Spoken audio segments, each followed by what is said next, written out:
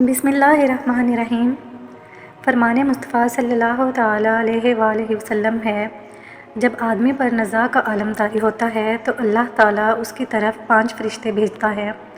پہلا فرشتہ اس وقت آتا ہے جب اس کی روح حلق تک پہنچتی ہے اور اسے پکارتا ہے، اے اللہ کے بندے، تیرا طاقتور جسم کہاں گیا؟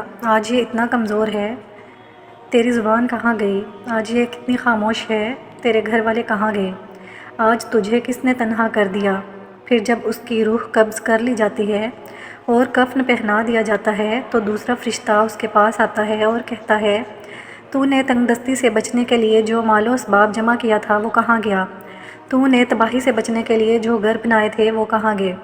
تو نے تنہائی سے بچنے کے لیے جو کچھ تیار کیا تھا وہ کہاں گیا؟ پھر جب اس کا جنازہ اٹھایا جاتا ہے تو تیسرا فرشتہ اس کے پاس آتا ہے اور اسے پکار کر کہتا ہے، آج تو ایک ایسے لمبے سفر کی طرف رواں دوا ہے جس سے لمبا سفر تو نے آج سے پہلے کبھی طے نہیں کیا تھا۔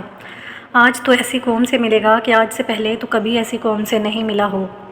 آج تجھے ایسے تنگ مکان میں داخل کیا جائے گا کہ آج سے پہلے کبھی ایسی تنگ جگہ پر داخل نہیں کیا گیا ہوگا۔ اگر تو اللہ کی رضا پانے میں کامیاب ہو گیا تو یہ تیری خوش بختی ہے، اور اگر اللہ تجھ سے ناراض ہوا تو یہ تیری بدبختی ہے۔ پھر جب اسے لحد میں اتار دیا جاتا ہے تو چوتھا فرشتہ اس کے پاس آتا ہے اور اسے کہتا ہے، اے ابن آدم، کل تک تو زمین کی پیٹھ پر چلتا تھا اور آج تو اس کے اندر لیٹا ہے۔ کل تک تو اس کی پیٹھ پر ہنستا تھا اور آج تو اس کے اندر رو رہا ہے۔ کل تک تو اس کی پیٹھ پر گناہ کرتا تھا اور آج تو اس کے اندر نادم و شرمندہ ہے۔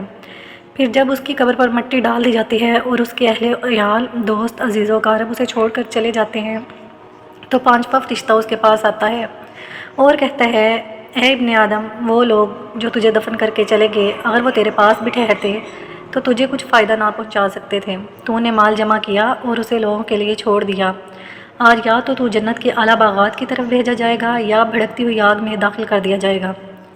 اسی لیے ہمیں اللہ تعالیٰ سے ہر وقت دعا کرنی چاہیے کہ اللہ پاک ہمارا ایمان پر خاتمہ نصیب فرمائے اور ہمیں نیک اعمال کرنے کی توفیق عطا فرمائے۔ آمین۔